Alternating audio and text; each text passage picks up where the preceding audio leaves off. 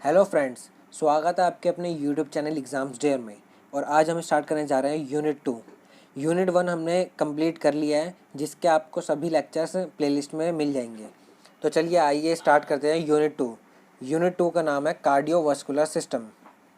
ये जो है यूनिट 2 का फर्स्ट चैप्टर है। इसमें हम पढ़ेंगे हाइपरटेंशन, जो हमारी डिजीज़ होती है। सेकंड हम पढ़ेंगे कंजस्टिव हार्ट फेलियर। और थर्ड हम पढ़ेंगे इस्केमिक हार्ट डिजीज़।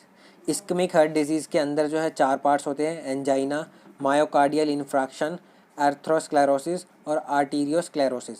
तो चलिए इस वीडियो में हम कवर करेंगे हाइपरटेंशन। तो चलिए स्टार्ट करते हैं। सबसे पहले हम देख लेते हैं कि हाइपरटेंशन होता क्या है। Hypertension, persistent increase in systolic as well as diastolic blood pressure is called hypertension।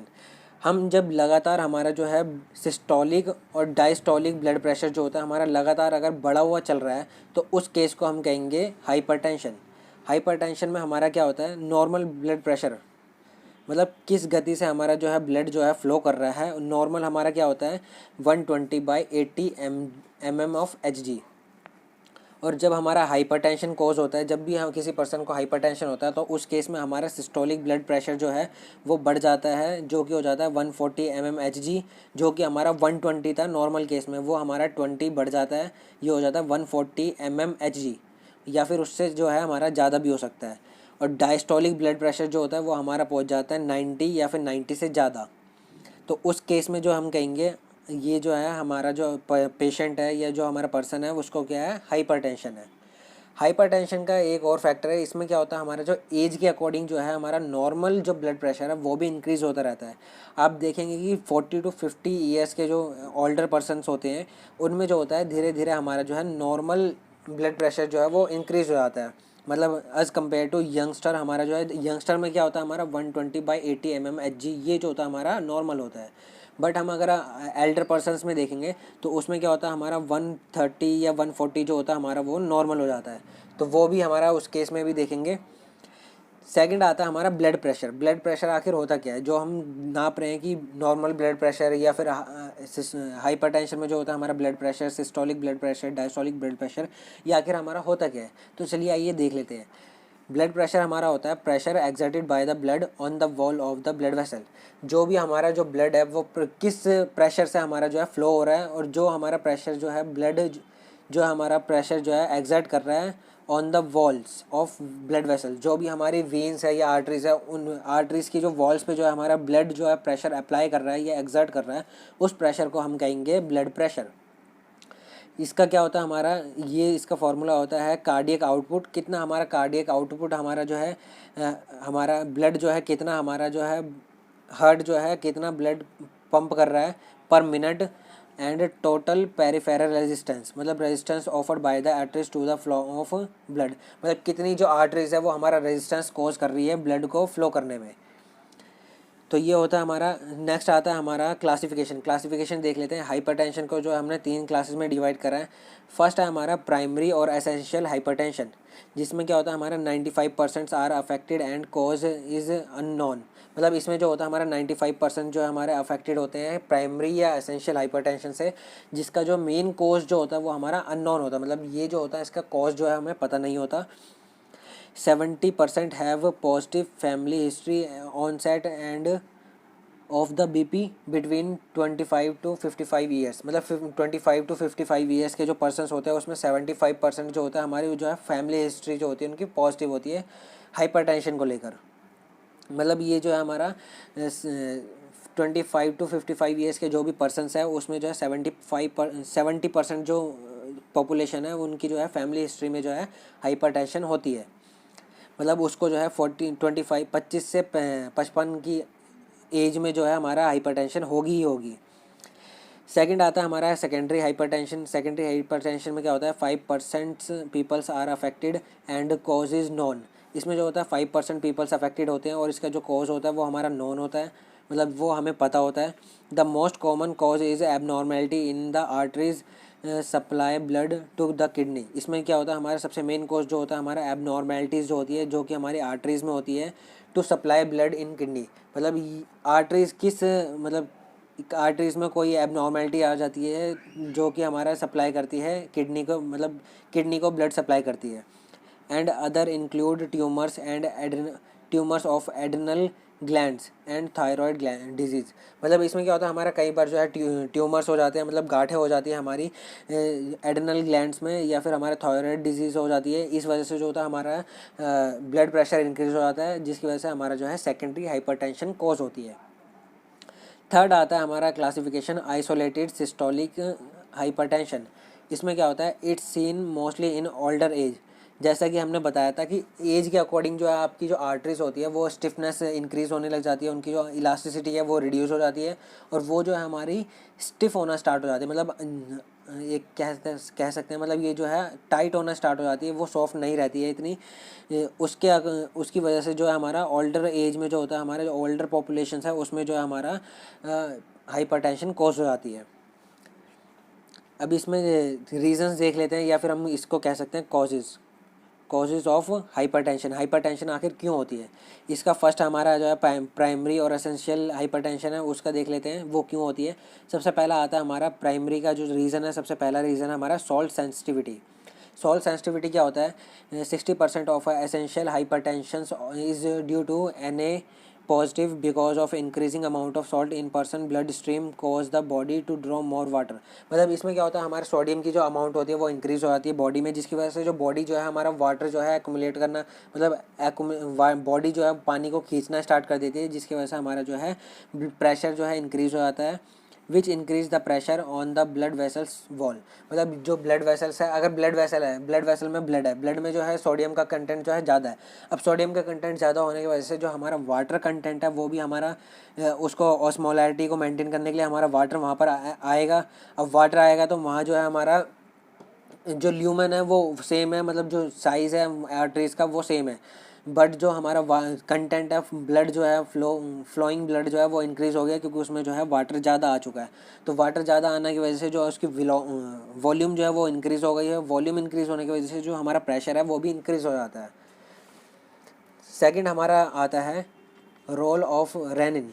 Rennin आप सब ने पढ़ा ही होगा। रेनिन क्या होता है, एक हार्मोन होता है जो कि हमारा किडनी सिक्रेट करती है। चलिए इसको देख लेते हैं। Role of renin. Renin is the hormone secreted by JG cells of kidney. JG cells क्या है, हमारा जक्स्ट्रा ग्लोमेरुलर सेल्स होते हैं जो कि हमारे किडनी के मतलब किडनी में प्रेजेंट होते हैं, जहाँ पे हमारी एफरेंट होती है, एफरेंट कैपिलरीज होती है, या फिर ग्रोमेलुलर एपरेटस जो होता है वहाँ पर हमारे जो है जेजी सेल्स प्रेजेंट होते हैं जो कि हमारा सिक्रेट करते हैं रेनिन। इंक्रीज रेनिन, जब हमारा जो बॉडी में ब्लड में जो है रेनिन की मात्रा इंक्रीज़ हो जाएगी, इसकी वजह से जो होता है हमारा इंक्रीज़ हो जाता है एंजियोटेंसिन 2। एंजियोटेंसिन 2 जो होता है हमारा रेनिन जो है वो कन्वर्ट करता है एंजियोटेंसिन 1 को एंजियोटेंसिन 2 में, और एंजियोटेंसिन 2 जब हमारा इंक्रीज़ हो जाता है बॉडी में तो वो जो होता है हमारा वैसो कॉन्स्ट्रिक्शन करवा देता है। ये जो होता है हमारा वैसो कॉन्स्ट्रिक्शन करवा देता है। वैसो कॉन्स्ट्रिक्शन क्या होता है, हमारा जो ब्लड वेसल जो इतनी मोटी थी वो हमारी कन्वर्ट हो जाएगी, हमारी जो है वैसो कॉन्स्ट्रिक्शन जो होता है वो हमारी पतली हो जाएगी।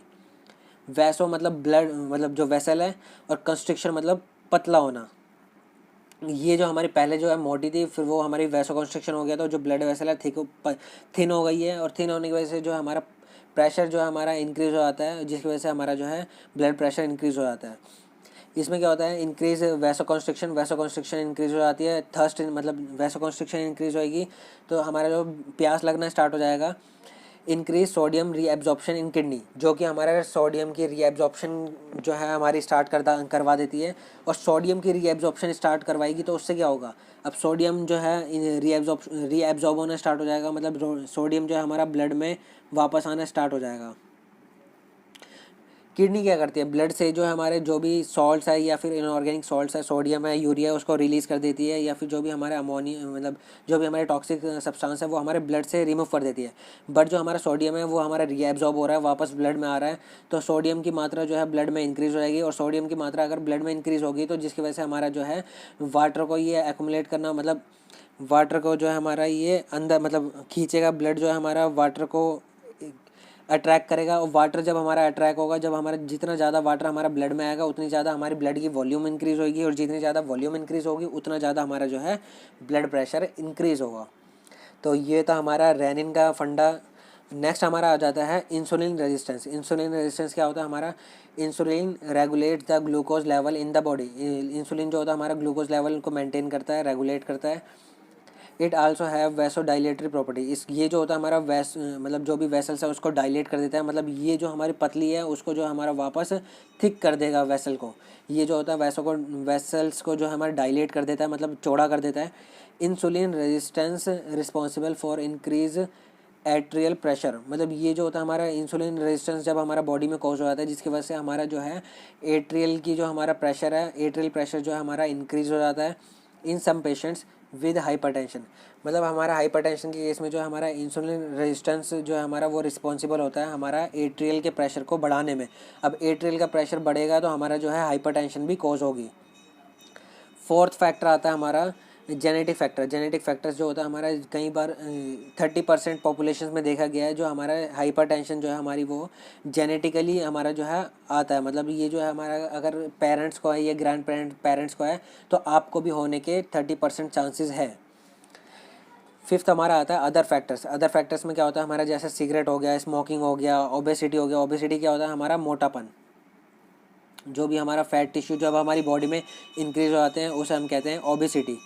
ओबेसिटी में हमारा आ जाता है मोटापन and lack of exercise. Obesity कब होती है, जब हम एक्सरसाइज करना बंद कर देते हैं तो हमारा जो बॉडी जो है एडिपोज टिश्यू को एक्यूमुलेट करना स्टार्ट कर देती है, मतलब फैट टिश्यू जो है वो हमारा इंक्रीज होना स्टार्ट हो जाता है, जिसकी वजह से हमारा ओबेसिटी कॉज होती है।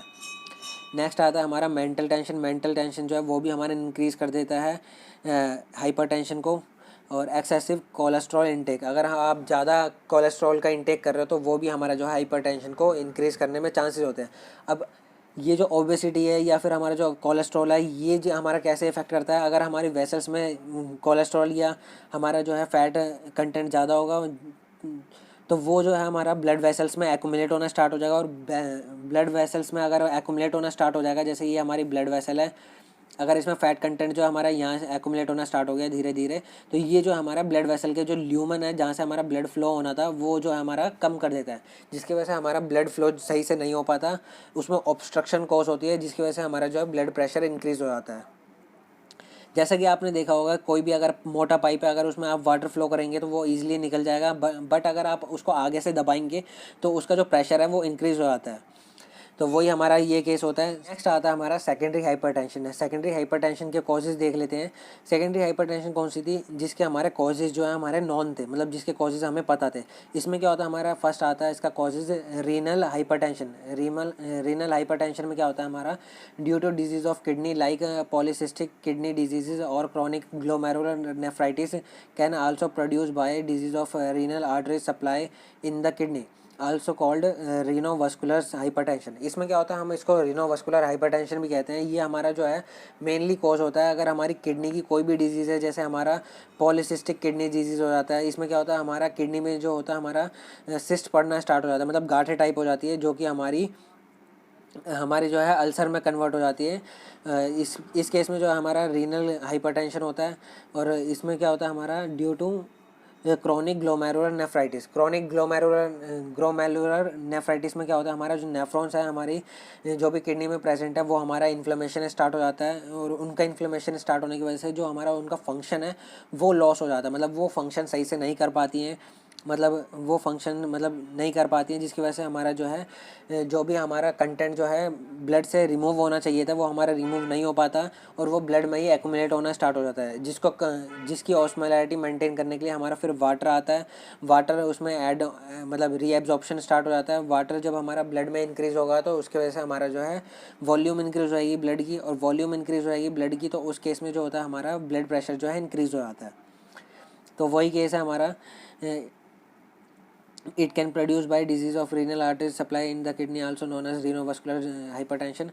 Decrease perfusion of renal tissue due to stenosis of renal arteries, which activate the renin angiotensin system. इसमें क्या होता है हमारा परफ्यूजन जो होता है हमारा रीनल टिश्यू का वो डिक्रीज हो जाता है ड्यू टू स्टेनोसिस, मतलब स्टेनोसिस के कारण जो हमारा परफ्यूजन डिक्रीज हो जाता है, जिसकी वजह से हमारा जो है रेनिन एंजियोटेंसिन सिस्टम, मतलब जो है हमारा रास सिस्टम जो होता है वो हमारा एक्टिवेट हो जाता है और रास सिस्टम एक्टिवेट होगा, जिसकी वजह से हमारा जो है सोडियम का रीएब्जॉर्प्शन इंक्रीज़ हो जाएगा। सोडियम का रीएब्जॉर्प्शन इंक्रीज़ होने की वजह से हमारा जो ब्लड में सोडियम कंसनट्रेशन इंक्रीज़ होगी, फिर उसको कंपनसेट करने वाटर आएगा, और वाटर अगर हमारा कंपनसेट करने आएगा तो वॉल्यूम बढ़ जाएगी ब्लड की, और ब्लड की वॉल्यूम बढ़ने की वजह से हमारा जो है ब्लड प्रेशर इंक्रीज़ हो जाएगा। जैसे कि आपने ऊपर वाले सिस्टम में करा था, इसमें यही हमारा दोबारा जो है हमारा यहाँ कॉज हो जाएगा, जिसकी वजह से हमारा ब्लड प्रेशर इंक्रीज़ हो जाता है। नेक्स्ट हम देख लेते हैं फियोक्रोमसाइटोमा। इसमें क्या होता है, हमारा इंक्रीज है secretion of catecholamine such as epinephrine and non epinephrine. इसमें क्या होता है, हमारा एपिनेफ्रिन और नॉन एपिनेफ्रिन का हमारा जो है सिक्रेशन जो है वो इंक्रीज हो जाता है, जिसकी वजह से हमारा कॉज होता है excessive stimulation of adrenergic receptors. Adrenergic receptors जो होते हैं हमारा वो स्टिमुलेट होना स्टार्ट हो जाते हैं, वो हद से ज़्यादा स्टिमुलेट होना स्टार्ट हो जाते हैं, जिसकी वजह से हमारा जो है कॉज होता है peripheral vasoconstriction and cardiac stimulation. इसकी वजह से जो होता है हमारा पेरिफेरल वैसोकॉन्स्ट्रिक्शन होता है, मतलब जो भी हमारी पेरिफेरल मतलब हैंड्स या फिर लेग्स की जो भी हमारी वेसल्स है उसमें जो है कंस्ट्रिक्शन होना स्टार्ट हो जाएगा, और ये जो है हमारा कार्डियक स्टिमुलेशन में भी हेल्प करता है, जिसकी वजह से हमारा जो है ब्लड प्रेशर इंक्रीज़ हो जाएगा। कहीं भी अगर वैसो कॉन्स्ट्रिक्शन हो रही है तो उस केस में जो होता है हमारा ब्लड प्रेशर इंक्रीज़ हो जाएगा, और ब्लड प्रेशर इंक्रीज़ होगा तो पर्सन को जो है हमारा जो है हाइपरटेंशन कॉज हो जाएगी। फिर थर्ड, इसी का थर्ड आ जाता है हमारा, थर्ड फैक्टर आता है डाइट। डाइट में क्या होता है, the food rich in fat and salt can also cause hypertension. जो भी हमारा फैट रिच फूड होते हैं या फिर सॉल्टी फूड्स होते हैं वो हमारा हाइपरटेंशन कॉज करते हैं। Patient with restrict vegetable diet can show significant benefits. मतलब जो भी हाइपरटेंशन के पेशेंट्स होते हैं उनको डॉक्टर जो है हमारा ऑयली फूड मना कर देता है, या फिर हमारा जो सॉल्टी फूड्स है या फिर जंक फूड्स है वो हमारा बेसिकली मना कर देता है, अवॉइड करने को कहता है, क्योंकि वो जो है हमारा हाइपरटेंशन को इंक्रीज़ करने में हेल्प करता है। तो ये हमारा हो जाता है डाइट फैक्टर। फोर्थ आता है हमारा age factor. Age with age number of collagen fibres are increase in arteries and arterioles. मतलब जो हमारे एज के अकॉर्डिंग जो है कोलेजन फाइबर्स जो है आर्टरीज में इंक्रीज हो जाते हैं, which make blood vessel stiffer. मतलब जो है हमारे अगर कोलेजन फाइबर्स इंक्रीज हो जाएंगे जो कि हमारे ब्लड वेसल्स को जो है हमारा स्टिफ करना स्टार्ट कर देते हैं, और जिसकी वजह से हमारा जो है इलास्टिसिटी रिड्यूस हो जाती है। मतलब उसका जो लचीलापन है, जो भी हमारे आर्टरीज हैं उनका जो लचीलापन है वो हमारा कम हो जाता है, और लचीलापन कम होने की वजह से, इलास्टिसिटी रिड्यूस होने की वजह से हमारा जो है ब्लड प्रेशर इंक्रीज़ हो जाता है। तो ये हमारा एज फैक्टर। और नेक्स्ट हम आते हैं पैथोफिजियोलॉजी। इसी के साथ हमने जो भी कॉजेज थे हमने कर लिए कंप्लीट। नेक्स्ट हम देख लेते हैं पैथोफिजियोलॉजी ऑफ हाइपरटेंशन। बेसिकली आपको इसमें कुछ नहीं करना, आप कॉजेज़ कुछ भी खुद भी बना के लिख सकते हैं। बस आपको बेसिकली हमारा पता होना चाहिए कि आपको डिजीज़ क्या, मतलब डिजीज़ की डिफ़ाइन क्या है, आप कैसे डिफ़ाइन कर सकते हैं डिजीज़ को, और उसकी पैथोफिजियोलॉजी मतलब कैसे वो हमारी बॉडी में कॉज हो रही है। पैथोफिजियोलॉजी में फर्स्ट आ जाती है हमारी over activation of sympathetic nervous system. Over activation of sympathetic nervous system में क्या होता है हमारा, the over activation of adrenergic system which increase the stress response. Over activation होता है सिंथेटिक नर्वस सिस्टम का, जिसकी वजह से हमारा जो है स्ट्रेस जो है हम जो है बॉडी में अगर ज़्यादा स्ट्रेस लेंगे उस केस में जो होता है हमारा ओवर एक्टिवेशन हो जाता है एंडरनर्जिक सिस्टम का, जिसकी वजह से हमारा स्ट्रेस रिस्पॉन्स होता है, जिसकी वजह से हमारा जो है वैसो कॉन्स्ट्रिक्शन कॉज हो जाता है, और जहाँ वैसो कॉन्स्ट्रिक्शन कॉज हुआ वहाँ पर हमारा जो है ब्लड प्रेशर इंक्रीज़ हो जाएगा। तो ये हमारा था ओवर एक्टिवेशन, ये हमारी फर्स्ट पैथोफिजियोलॉजी थी। सेकंड हम देख लेते हैं over activation of renin angiotensin aldosterone system. मतलब ये जो हमारा रास सिस्टम का ओवर एक्टिवेशन हो जाता है। रास सिस्टम क्या किस में हेल्प करता है, ये जो होता है हमारा वाटर को रीएब्जॉर्प्शन में हेल्प करता है, या हमारे जो आयंस होते हैं उनका रीएब्जॉर्प्शन में हेल्प करता है। अगर इनका जो है हमारा ओवर एक्टिवेशन हो जाता है, जिसकी वजह से हमारा जो वॉल्यूम इंक्रीज़ हो जाएगी, और वॉल्यूम इंक्रीज़ होने की वजह से हमारा ब्लड प्रेशर भी इंक्रीज़ हो जाएगा। इसमें देख लीजिए एंजियोटेंसिनोजन, ये जो होता है हमारा हार्मोन होता है जो कि हमारा लीवर सिक्रीट करता है। एंजियोटेंसिनोजन को हमारा जो है रेनिन जो है हमारा वो कन्वर्ट कर देता है एंजियोटेंसिन 1 में।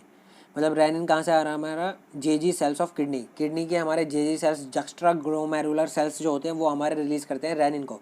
रेनिन जो है हमारा एक्टिवेट कर देगा एंजियोटेंसिन 1 में, और एंजियोटेंसिन 1 जो है हमारा कन्वर्ट होता है एंजियोटेंसिन 2 में with the help of angiotensin converting enzymes. इसको हम शॉर्ट में ACE भी कहते हैं। एंजियोटेंसिन कन्वर्टिंग एंजाइम जो होता है वो हमारा 1 को 2 में कन्वर्ट कर देता है। ये हमारा 2 एंजियोटेंसिन 2 हो गया है।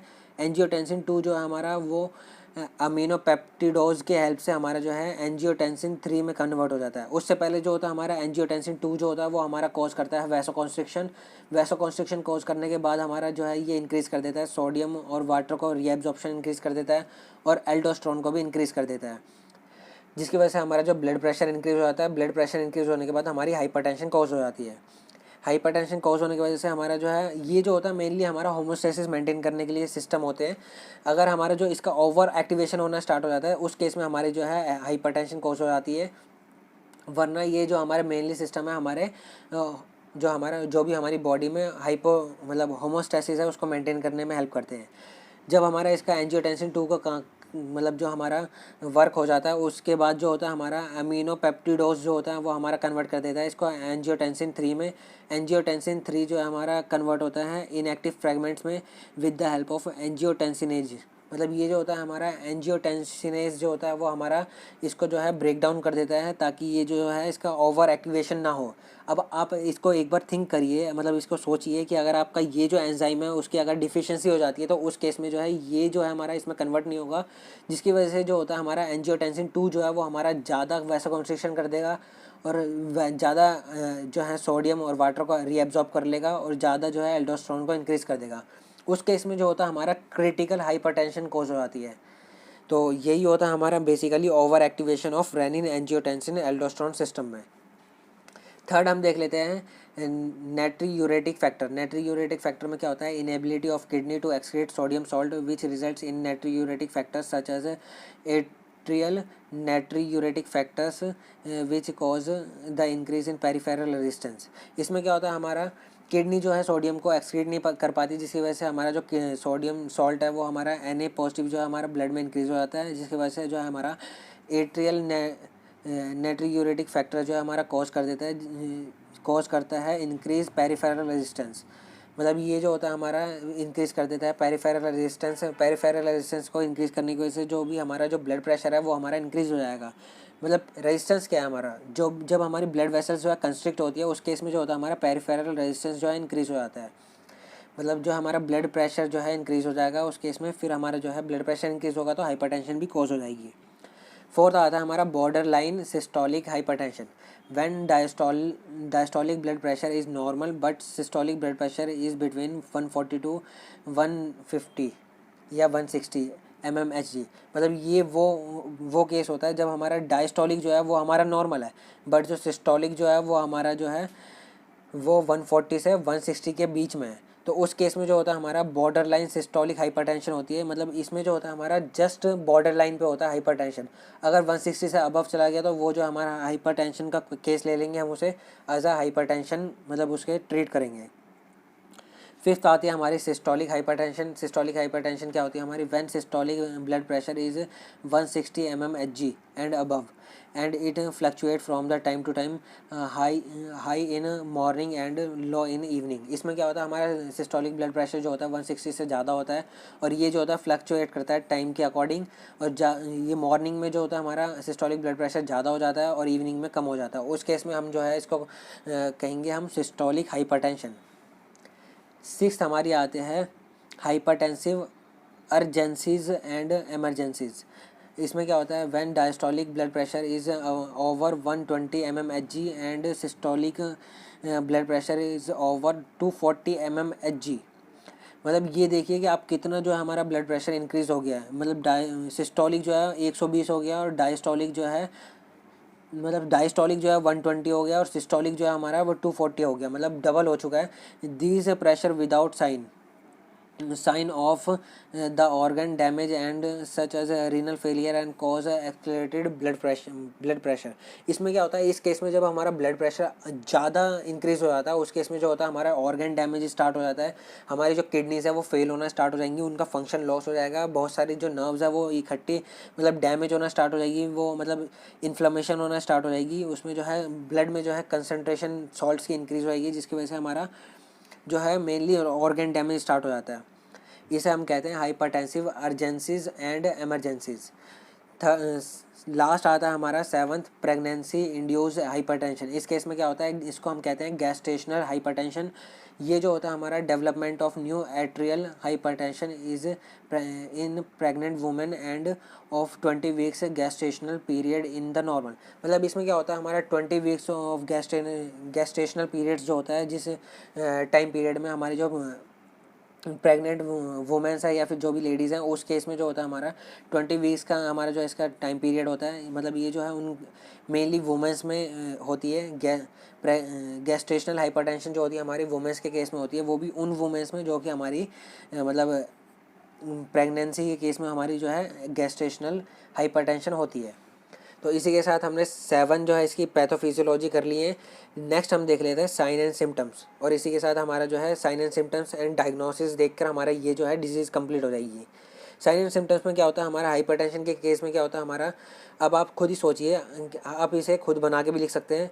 मतलब हमारा अगर ब्लड प्रेशर इंक्रीज़ होगा तो हमारी सोचने की क्षमता जो है वो हमारी कम हो जाएगी, कन्फ्यूज़न होना स्टार्ट हो जाएगा, विजन डैमेज स्टार्ट हो जाएगा, टायर्डनेस होगी, मतलब जो है हमारा फटीगनेस स्टार्ट हो जाएगा, स्वेलिंग आ जाएगी हमारी लेग्स में, डिजीनेस होना स्टार्ट हो जाएगा, चेस्ट पेन भी हो सकता है, क्योंकि हमारा जो है जब ब्लड प्रेशर इंक्रीज़ होगा जो कि हमारा जो है डैमेज करेगा आर्टेरियल वॉल्स को, या फिर हमारे जो ब्लड वेसल्स की वॉल्स को है वो उनको भी डैमेज कर सकता है, जिसकी वजह से हमारा चेस्ट पेन कॉज हो सकता है, नोजिया और वॉमिटिंग भी आ सकती है हमारी, और रेस्पिरेटरी डिस्ट्रेस भी हो सकता है, मतलब जो सांस फूलना वो भी हो सकता है हमारा।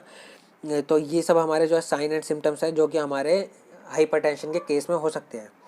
लास्ट हम देख लेते हैं डायग्नोसिस, हम कैसे डायग्नोस कर सकते हैं कि हमारे जो है हमें किसी भी पर्सन को हाइपरटेंशन है। इसके हमारे जो है 2 मेनली बेसिक जो है डायग्नोसिस हैं।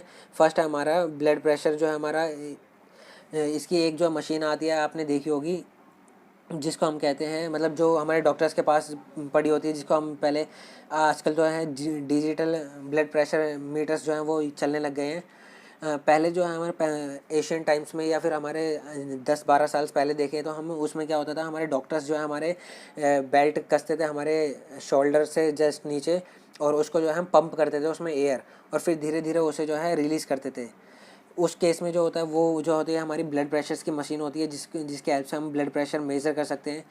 नेक्स्ट आता है हमारा ब्लड टेस्ट के हेल्प से भी हम जो है डायग्नोस कर सकते हैं किसको हमारा जो है लॉन्ग टाइम से जो है हमारा ब्लड प्रेशर मतलब की डिजीज़ है, मतलब हाइपरटेंशन की डिजीज़ है। तो इसी के साथ हमने डायग्नोसिस कर लिया है, साइन एंड सिम्टम्स कर लिए, पैथोफिजियोलॉजी कर लिए, और हमारे जो है इटियोलॉजी जो हमारी हो चुकी थी, इटियोलॉजी कर ली, क्लासिफिकेशन कर लिया, और हमारे इसी के साथ हमारा हाइपरटेंशन कंप्लीट हो चुका है। तो चलिए गाइस मिलते हैं नेक्स्ट लेक्चर में, और नेक्स्ट लेक्चर में हम कंप्लीट करेंगे कंजस्टिव हार्ट फेलियर में। तो चलिए गाइस मिलते हैं नेक्स्ट लेक्चर में, और जिन भी फ्रेंड्स को फार्मा से रिलेटेड नोट्स, प्रैक्टिकल फाइल्स या प्रीवियस ईयर सॉल्व पेपर चाहिए वो हमारे टेलीग्राम चैनल से आके फ्री ऑफ कॉस्ट डाउनलोड कर सकते हैं।